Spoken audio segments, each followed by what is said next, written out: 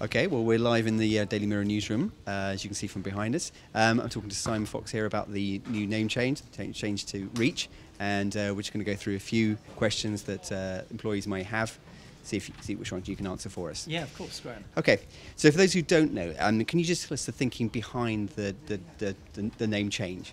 Yeah, of course. So for those who don't know, Trinity Mirror, the name, actually occurred in September 1999 when Mirror Group and Trinity merged to become one.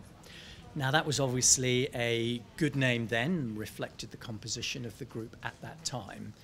But since then, the group has changed hugely.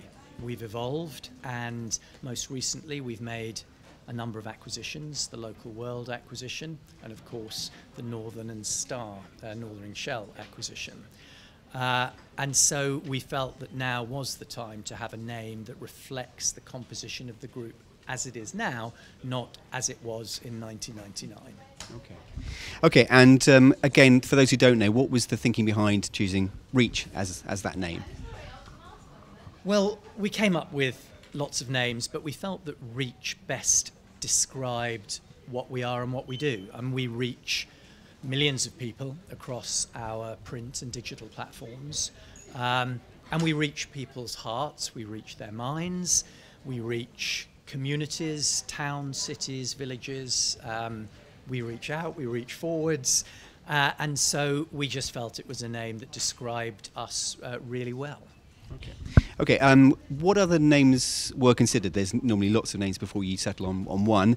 And who came up with the name Reach?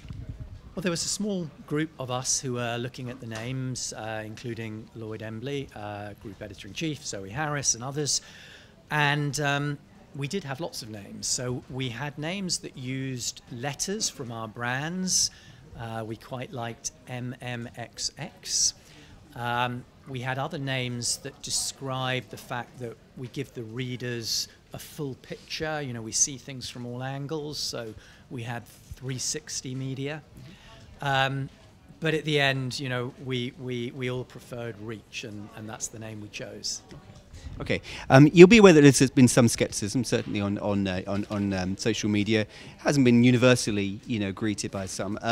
Do you understand that? I mean, what was your initial reaction when you heard the word? I mean, I knew there would be some scepticism. There always is. It's a change. There's always going to be scepticism. I mean, I actually worked at B&Q a long time ago when the corporate name changed from Woolworths Holdings to Kingfisher. And everyone thought that was hilarious for about a year. Of course, the name still exists, and everyone now thinks it's a very good idea.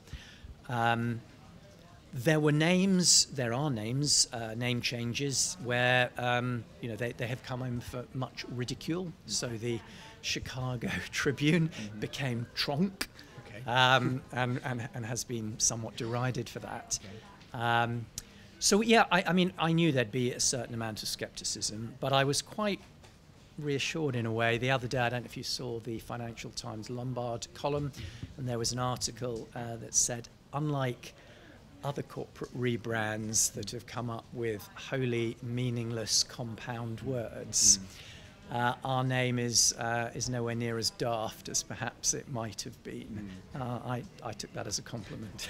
If you like that. Yeah, some people were concerned that the name, though, doesn't have the mirror in it. As you say, there is the heritage, both with Trinity and with Mirror. But there is some concern that we're moving, dropping the name Mirror, moving beyond, leaving that in the past. That would be a concern, I think, for some people. Yeah, and I would say, look, that is not a concern at all. The Mirror name stands proudly on the masthead of our newspapers and on our digital sites. This is a corporate name change. This is not a name that will ever be in front of our readers. It's designed for our shareholders, for financial institutions, for advertisers, and for colleagues.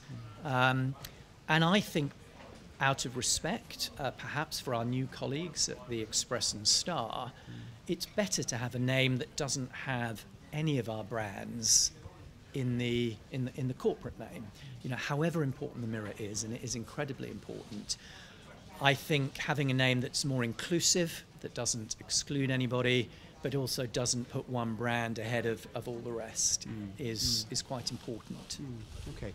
Again, some people said that reach is certainly a term that's used a lot in online, not so much in newspapers. Again, is this a sign of, where you see our future, and maybe those who are in print who are maybe seeing themselves as the past? So what would you say to that version of reach? Well, I'd say you're right that reach has certain digital connotations, but we deliberately avoided putting the word digital in the name, as we could have, something digital, because we are, and we will be for many, many years, a publishing company that publishes proudly in print as well as digital.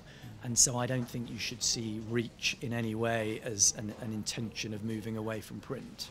Okay. Sometimes these rebrands can cost a lot of money, can cost millions of pounds. Yes. Can you tell us how much was spent on this rebrand? You're right. I mean, sometimes companies do spend millions of pounds. It will not surprise you to know that we have spent practically nothing. I mean, really a negligible amount. We will spend a little bit when we're through the competition review into the Express and Star transaction. We do want to take the name out to the advertising agencies, so we will do some, there'll be some expenditure launching the brand to Adland, but we've barely spent anything so far.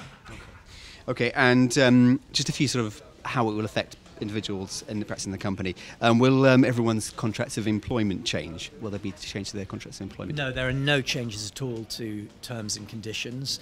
The only thing that will change is if your employing company is Trinity Mirror, and it isn't for most people, then that will change to Reach. But if your employing company is, say, MGN, there's no change at all. Okay, which is the majority of people are MGN. Even if they don't know, certainly on this floor. Okay, fine.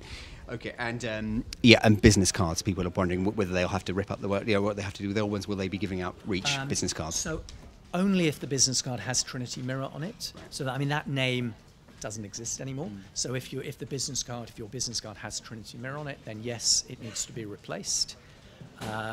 If it doesn't, if it just has Liverpool Echo or Mirror or whatever, then no need to change.